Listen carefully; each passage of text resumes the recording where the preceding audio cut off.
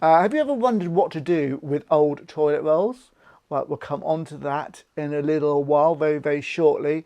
I remember when I was probably 12 or 13, every year in secondary school, we had to do something that I didn't really enjoy very much. And maybe, maybe you can relate to this. Yeah, it was called cross country. I didn't like it very much because I would always come last. But one year I was determined that I would not come last, and I was determined to finish and not give up early.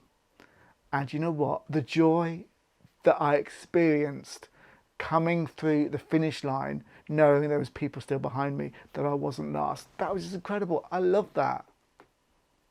Now, another race that I don't mind, or I'd never minded so much, was the relay race.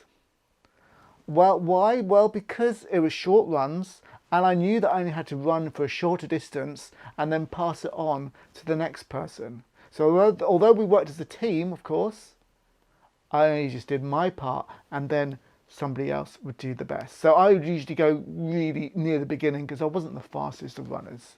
But you know, there's a really cool scripture, and I love this scripture in Hebrews 12, 1-2.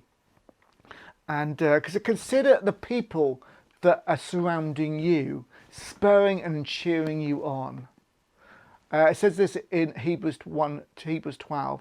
Therefore, since you are surrounded by such a great cloud of witnesses, we must get rid of every weight and sin that clings so closely, and run with endurance the race set out before us, keeping our eyes fixed on Jesus, the author, the pioneer and perfecter of our faith. Because of the joy set before him, he endured the cross. Wow, the joy! He endured such pain. He considered it joy.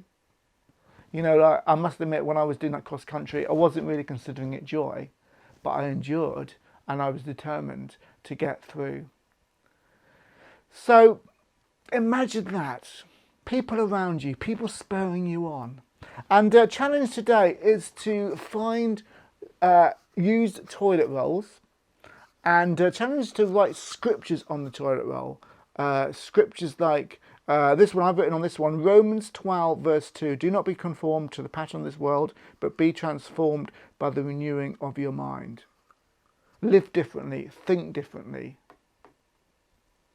Or it might be another scripture you put on another one, Ephesians chapter 3:20. With God's power working in you, you can do immeasurably more.